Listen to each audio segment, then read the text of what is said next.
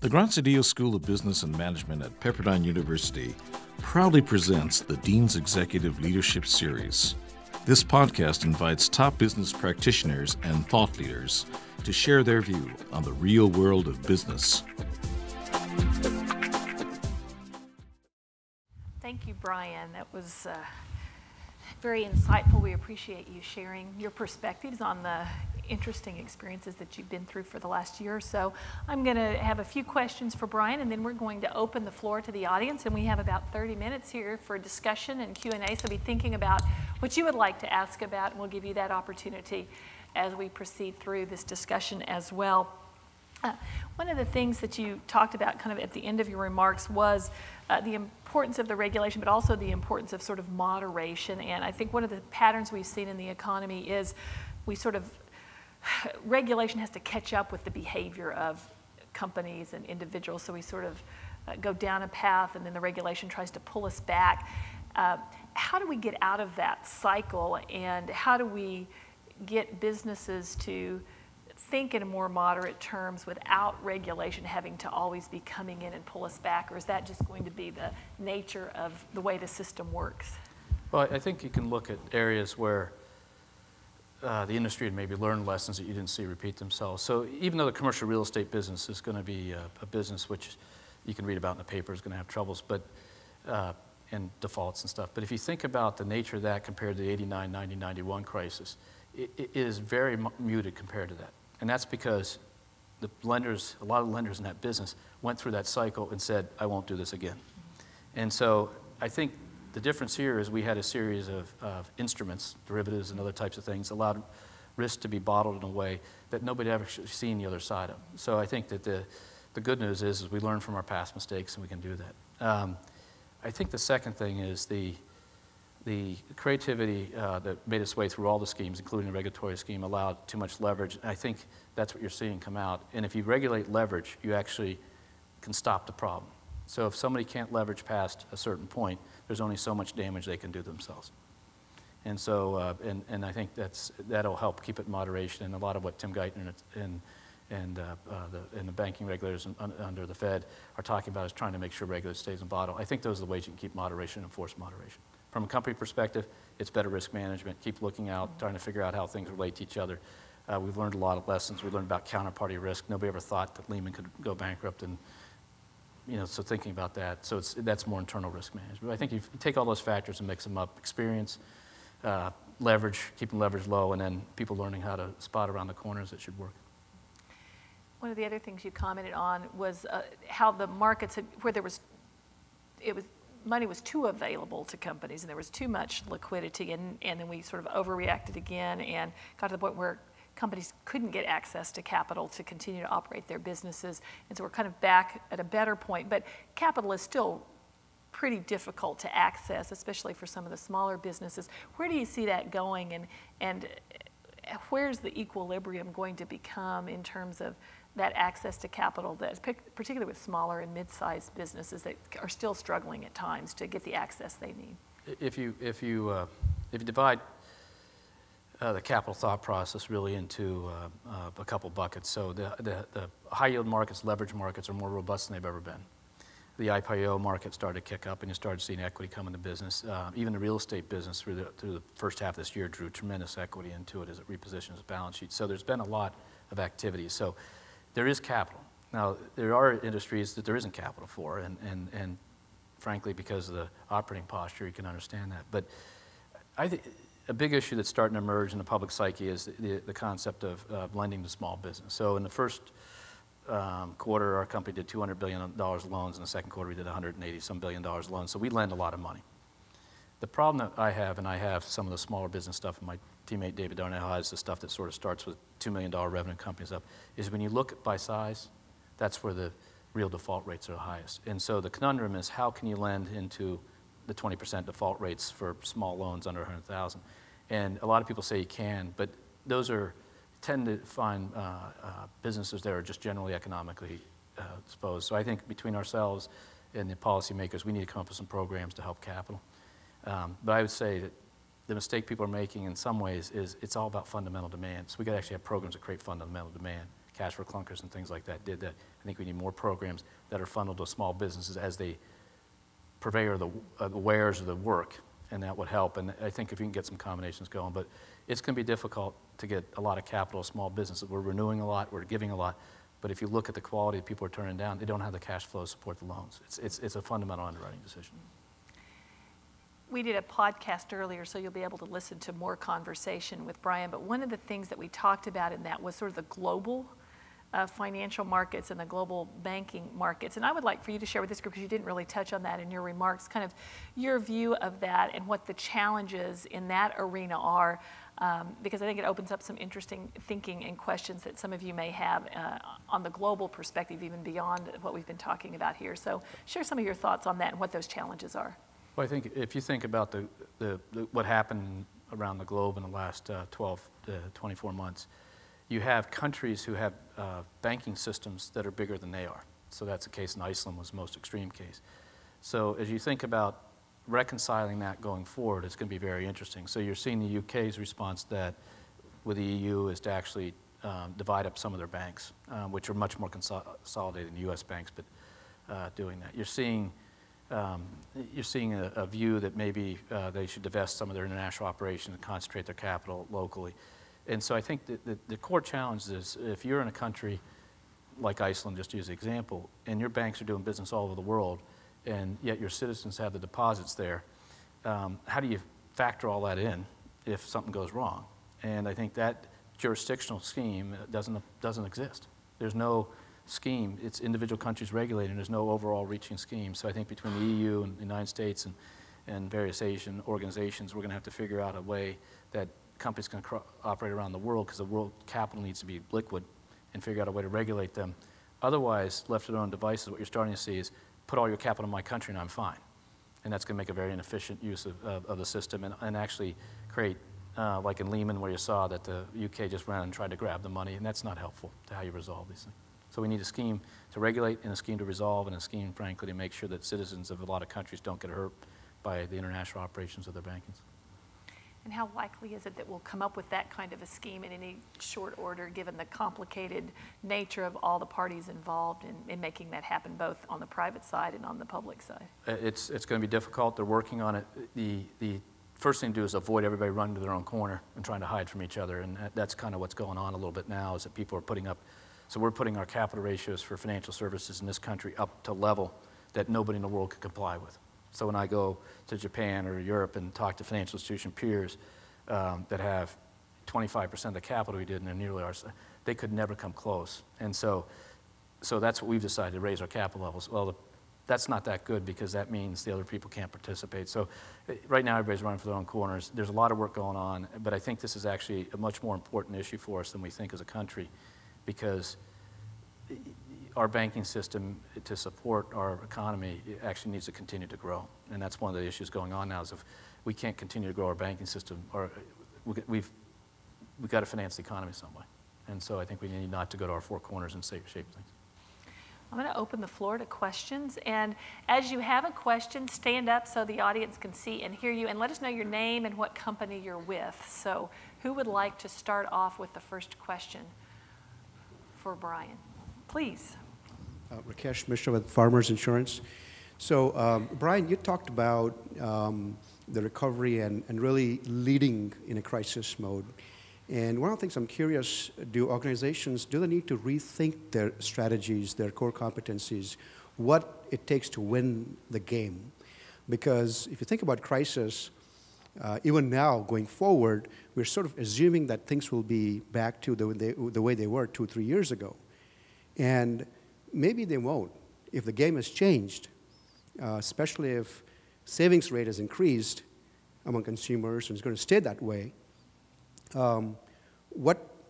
should that be a key part of leading into the future? It's not about crisis, so let's sort of assume this is the new world, and what is it going to take for us to win in this new world? Should that be part of what executives need to be thinking about looking forward?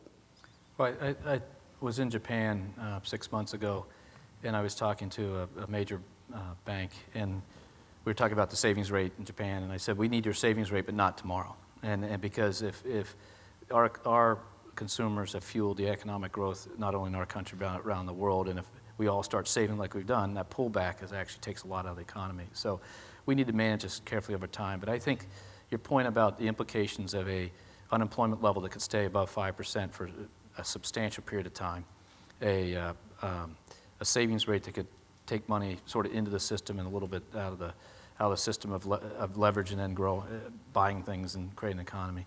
The number of people who under the current rules won't be eligible for credit because of the charge-offs and things like that. So those are all going to be factors that we got to think through as to how that happens. And then, frankly, the structure in the financial services industry, at least, is much different now because you have 4 or 5 major companies that are actually going to have to compete more like a Coke-Pepsi competition than the traditional way they competed years ago, where it was more geographic-based and stuff. So all those sort of factor into. The more general lesson is you got to look at your customers and follow your customers. And they're going to tell you what they need. And right now our customers, the Americans, are saying, I want to be more conservative, I want to stretch every dollar, and I want to do this. And I think every industry has to think that through. And we'll see what happens over time, and their behavior will change over time, but right now that's where they are. And I think that's how you got to be competitive, is to follow what your customers ask you to do. Kyle Murphy, president of SwitchStream and adjunct faculty at Pepperdine.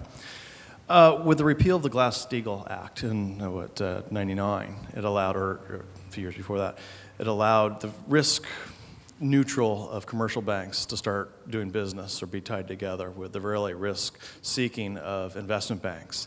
Do you think that was one of the causes of why we got to where we are, and a lot of banks, particularly commercial banks, being so damaged by over-leveraging? I don't think so, because I don't think it's the commercial banking system that actually failed because of the integration with the securities business. The securities companies actually have all become banks because they need the stable funding and stuff. So I think that's a too easy an answer to the question, which is if we have a corporate customer and they want us to provide them access to capital markets, that has to happen. There doesn't need to be a separate industry. The analysis for good underwriting is the same, whether it gets distributed or whether it gets kept.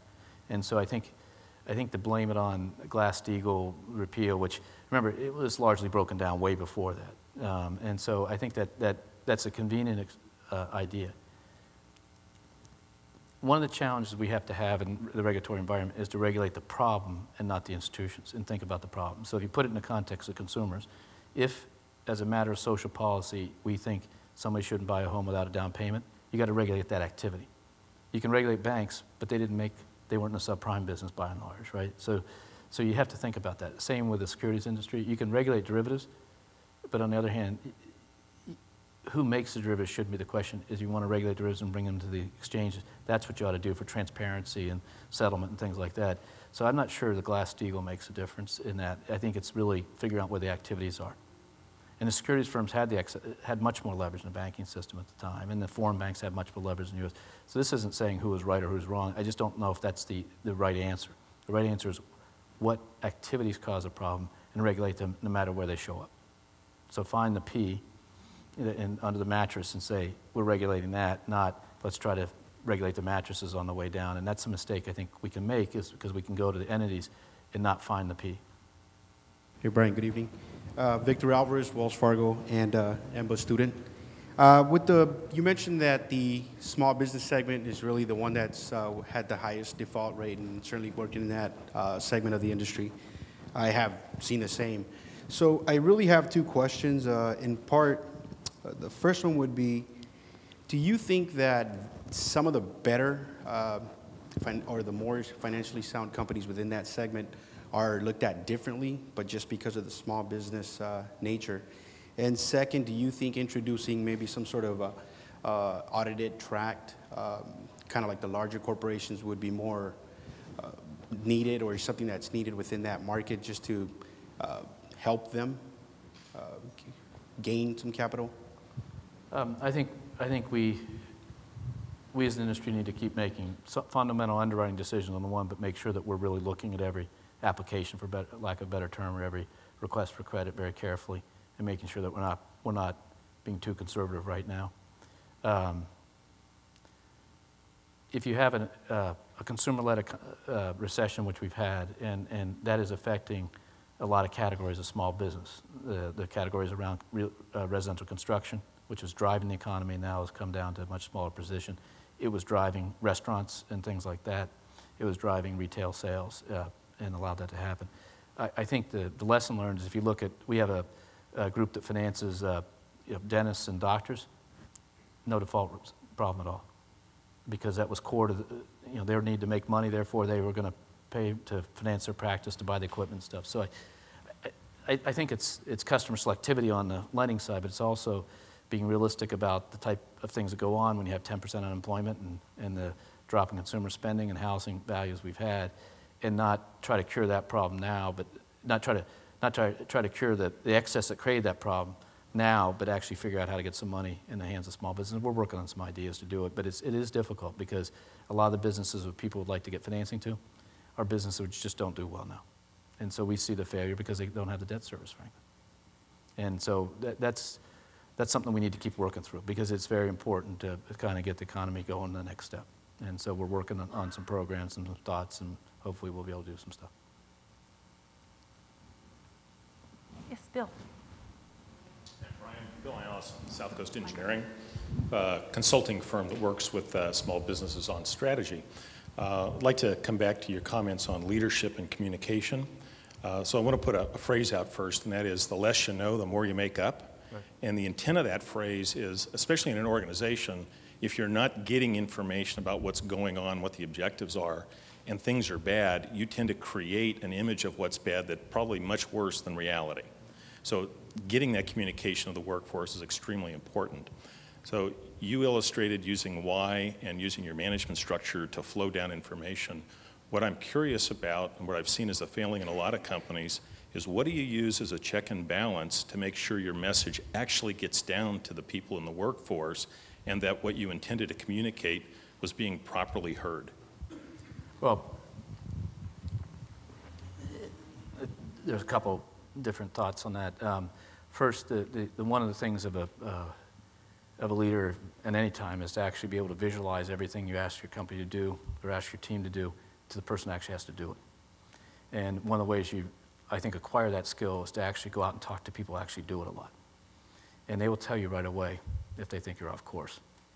The toughest part of getting told the truth, for lack of a better term, is actually the intervening layers. It's never the people who actually have to do it. And I found that no matter what, I've had investment bankers, I've had financial advisors, I've had tellers, I've had proof operators, which is the people who process all those checks. I've had all different kinds of people in my life, and it's the one truism is the people who actually do the work will tell you what you're doing right or wrong. So one is to go out and talk to them, and that's so you can hear your message.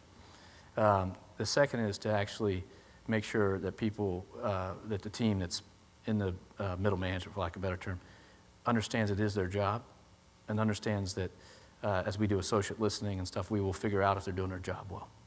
And so we can go down to 10 people to tell you whether your associates feel free they can speak their mind or whether your associates feel free that they understand the company strategy. So we test this every year. We go back and survey our associates. And so we can pinpoint it to where it is. And so I think you have to have processes like that. One, you have to listen and actively listen as a senior manager and have people who have that skill working for you. And then you have to have formal processes where people can give feedback. But it is a challenge to make sure it gets through. And we use a lot of, in the world we are today, you also have just an ability to put something out and distribute it through the 300,000 people like that. So we have the intranets and the intranets in the company and stuff. And so we used a thing we called media buzz, which is during this crisis was largely just to arm our people with the facts or not the facts about what might be written about us on a given day. And the associates here will tell you that gives them a great ability to at least say, I understand what the media said and I understand what our point of view is. Sometimes that gets through the customer, sometimes not. So you can have those techniques too. But I think you come back from a leadership perspective, it's your ability to listen or to facilitate listening in a way that just no matter how big the company is, you have to be able to do. So kind of in a follow-up to that, and you touched on it a little bit in there, there's clearly the communication with your employees in the organization and making sure that's getting down clearly. But you began to touch on how you get the accurate message out to your customers and to the public. And with all the media that there's been around what's gone on in the financial service and banking industry, some of it accurate, probably some of it not accurate, how do you get that message out? And there's obviously a lot of skepticism and cynicism in the broader community around what's gone on in financial services. So how do you manage that side of the communication and that side of managing the message that gets out there? It is difficult now because the media is not going to listen. So if you think winning the war in the media is an impossible task on a given day, just because there's so much information, so much going on. But the idea is ultimately your associates know what you're doing as a company and know what you're doing, and if you communicate directly to them, they're comfortable that they know the facts. And so, in the depths of this in March, when our stock price got down to under $3, we were lumped in that we were undercapitalized, that this and that and the other thing. In fact, our capital at that time was the highest percentage it had been in our history in some cases. And so you just sit there and publish the facts and said that, here's the ratios and here's the things. And so it was an odd thing to be talking to people like financial advisors or who are obviously financially very sophisticated, but also to people who wouldn't have that as their background, to talk about capital ratios. But we had to, because the media kept saying we were undercapitalized, and it wasn't close to being true, but at some point you have to put out the facts. So you can't, when the move's going on, you can't let the press shape what your associates think. You have to shape it, which is both of your points, and I agree with that. But you have to do it in a way that people can understand it, in a speed that people can absorb it. But that's what we did. And Ken went out and did a lot of public appearances in a way that just to make sure people knew that we were here and fighting, and that helped stabilize the team, and the team here would all agree with that, I think. And but it wasn't that you're going to get the person to write a paper story that said the opposite, because it's just too hard to figure all that out. Hi, my name is Eric Kim. I'm part of the 15-month program currently, and if you don't mind, I'd like to switch gears a little bit. Just me as being a student currently, and aspiring to be in the position that you are in today. If you could tell us, maybe speaking on behalf of some of the other students here, how you got to be where you are, if it's something that you always wanted to do, and if you could give somebody like me advice, especially when it comes to management in the financial services industry, what tangible steps that I can take now to prepare myself and hit the ground running next year. I started to answer that question a little cynically, saying, "You really want to do what I do right now?" But what I do is, and I feel privileged to do it every day. So I speak often to the groups of leadership development programs we have, and everybody always asks this question. And often lawyers ask me this question: how'd you get to do this? And it's one thing I'll tell you: if you try to plan your career out 10, 20 years out, you will be in a position you constantly disappoint yourself. Because no matter what you think is going to happen, it will happen somehow different. So what are the keys to be successful? Never turn down an assignment, because if your boss thinks it's important, it's probably important. So never say, I can't do it. Now, leave aside work-life balance, you got to manage your life, but never turn down an assignment. When you move from job to job, make sure you do the job you're in and not the job you used to do, which is, for first-level managers, one of the critical mistakes. Third is learn as much as you can and have a passion for what you do so that people can see it and they can feel that you're going to add value. And fourth is, just don't be that inflexible that when something comes up, just do it, and not be worried about it. Because if you're really worried about it and you really say, I'm going to figure out what I'm going to do in 2014 and 15 and 16, it just isn't going to happen. So be flexible, be intelligent, learn, go out and do things, learn a lot, grab everything you can. As I always refer to it, get a lot of flight time, get a lot of hours in the air, and then let the things shape and make your decisions. And the last thing is, make sure you work with people you like. Because it is work, and it would be much more enjoyable if you work with people you like. So make sure you work with people you like. And so that's the range of things I give you. If you want me to say, go to law school and then do this, I'm sending you on a course that's not what you should do. Tell them to get their MBA and then do it. That would be a better answer, yeah. But so don't just let it happen. So Brian, when you look back on your career, were there people along the way that were really significant to helping you learn these things or helping you make good choices? And maybe who were some of those people and what were the lessons you learned from them? I've had... Beyond your big brother, Kevin, you can save that for later. We had, if you think about different CEOs I've worked for, they had different views and attitudes and what formed them. And so you learn from some of them real customer focus. You learn from other ones the toughness and the don't believe your own BS so much. You learn from other ones combinations of discipline and how to manage across the organization. So I'd say, from a mentor perspective, I was lucky. When I was a lawyer, I had a wonderful partner named Duncan Johnson for years that let me do more than he should have. And then when I went into business, the same thing happened with Terry Murray and Chad Gifford and Ken Lewis, the 3 CEOs I worked for. So people are always willing to take a risk, and you have to learn about that. I think people discount how much you learn from the people that actually work for you. And so through my career, one of the things people would say is you've surrounded yourself with all these very young, bright, energetic people, and then their conclusion was they would do what I said. I actually surround myself with very young, bright, energetic people who beat the heck out of me and never would do what I said unless I was so convincing that they had been worn out that they'd finally give in. And that's something I've always appreciated. So if you said there would be people who would be critical to my career and success who work for me, and a lot of them still work most of them still work in our company somewhere else. But the key about them is maybe they just weren't politically astute enough in their careers that they were willing to let me have it. And that's something that you got to have. And because it's hard to get an honest read from people, and that's what I value. So someone like Feng Lo here is over here, who's worked for me for now 5 or 6 years, actually she technically doesn't work for me now, would tell me when I first met her what we were doing right and wrong, and that's critical. And so surround yourself with people who are smart, but give them an atmosphere where they can actually tell you where to go. And then at some point you got to lay the rule down. This is the rules, and this is what we're going to do. Make the decisions. That doesn't mean, but you got to have that input and that spirit. That says a lot about your style too, that you are willing to put people around you that will disagree, and you'll listen to that. I mean, that's one of the failings of many leaders, is that they don't want people around them disagreeing with them or telling them that they're doing something wrong or that they have a different opinion. And so certainly that's a quality that a leader needs. One of the things I learned from one of the CEOs, and as you get more senior, is you spend more and more time listening and less time talking and doing. And in that process, you have to listen with a knife. And that's one of the challenges as you get. In other words, you have to listen in a way that actually can cause a result and be very sharp-edged in your listening. You don't say a word, but you have to listen in a way that you can actually absorb and make sure things happen.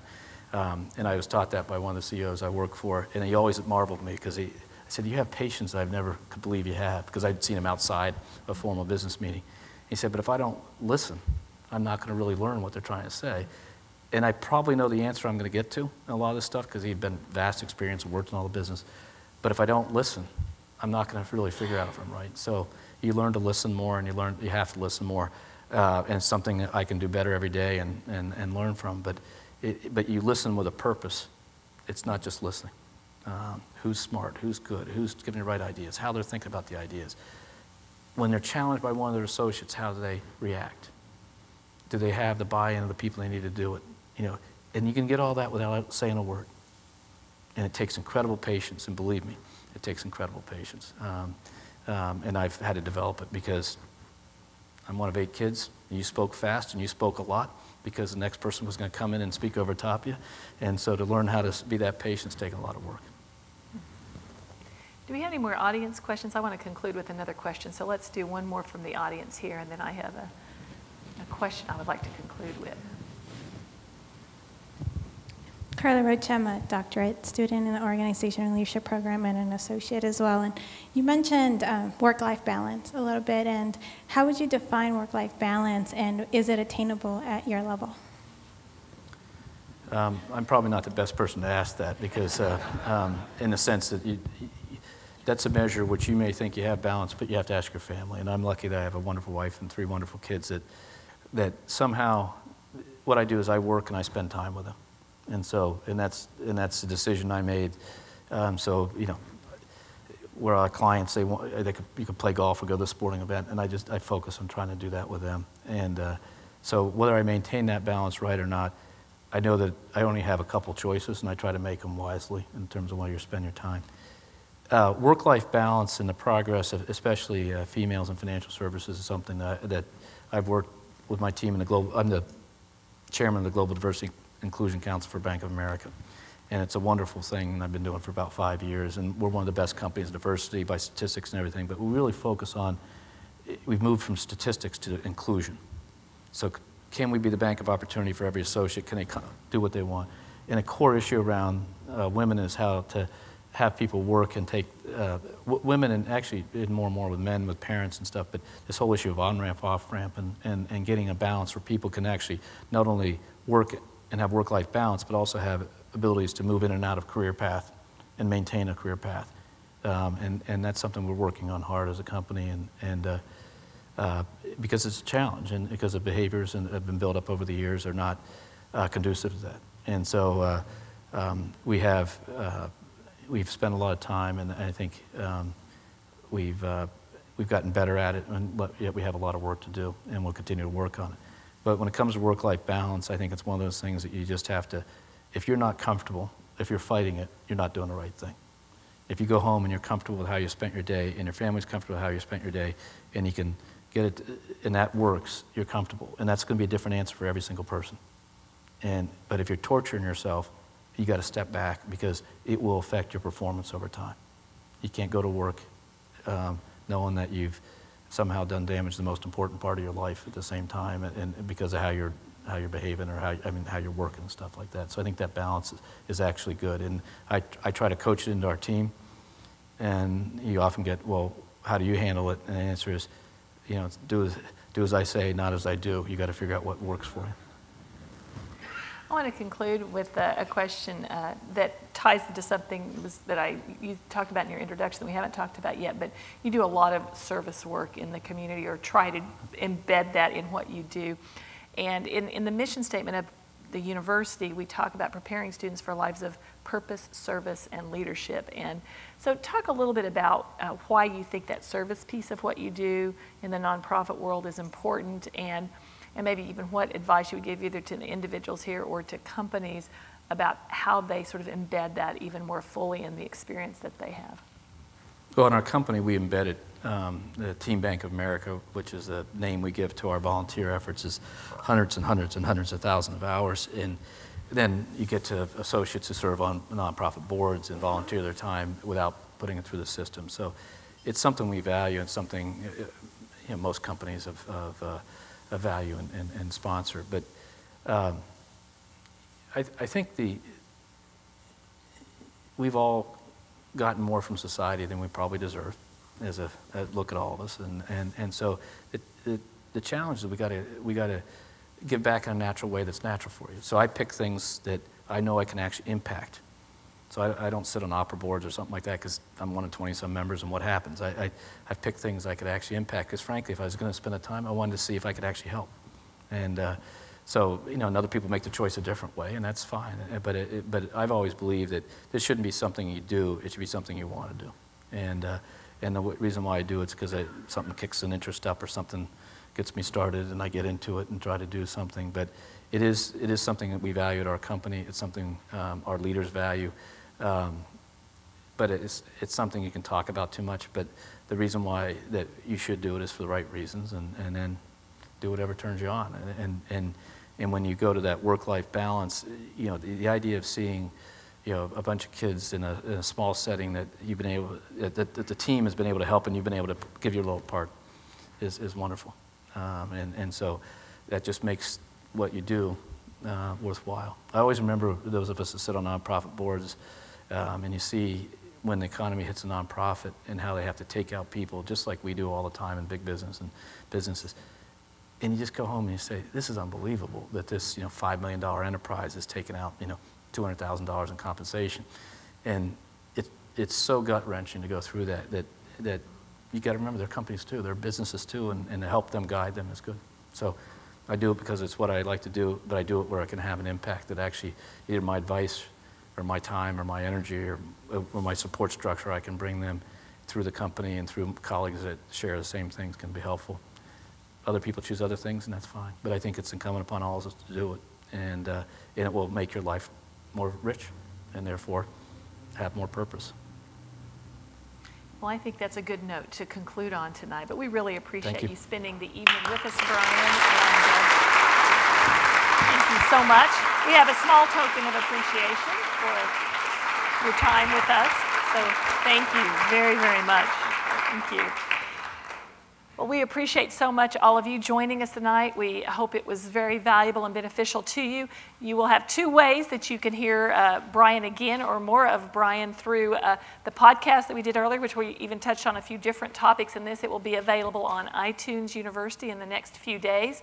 And then the video of this presentation will be on YouTube University, so you can watch this again if you'd like to hear more of this. Certainly share it with others as well if it would be valuable to you. And we hope we see you again on December 3rd at Fox Studios for Jim Giannopoulos. So thank you for being here and have a safe trip home.